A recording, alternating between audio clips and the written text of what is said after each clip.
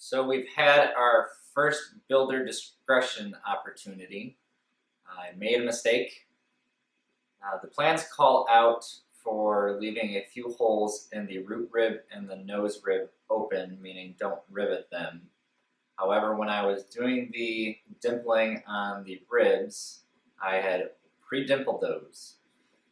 So looking ahead in the plans at the fairing details, something I definitely should have done much earlier in the process, I see that they call out K1000 nut plates. So having a dimple there is a problem.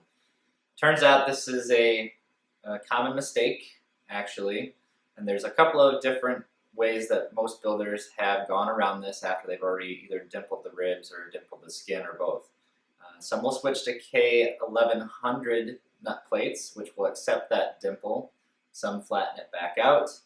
I went with a different approach. After speaking with a couple of A&Ps, I decided to drill out the dimples and remove all of those pre-stressed areas. Since this will just be receiving a screw hole, it'll still have the skin, which thankfully I did not dimple, so that will still be full strength there.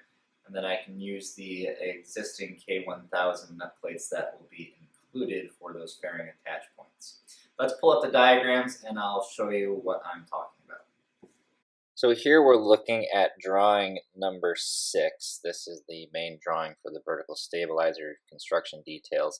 And you'll note there are 6 locations that they call out with the circle with an X through it and instruct you to leave them open for empennage fairing attached 6 places each side of the assembly.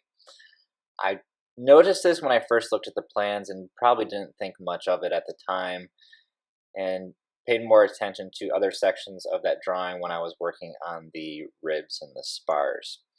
Now in hindsight, being a bit wiser, I should have immediately stopped here when I saw this call out and went and found the construction drawing for the fairing attached detail.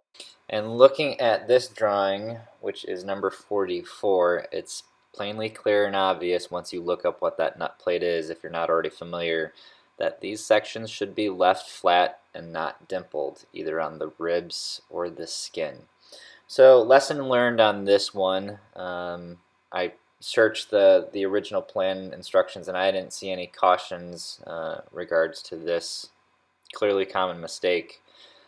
But we'll get through it.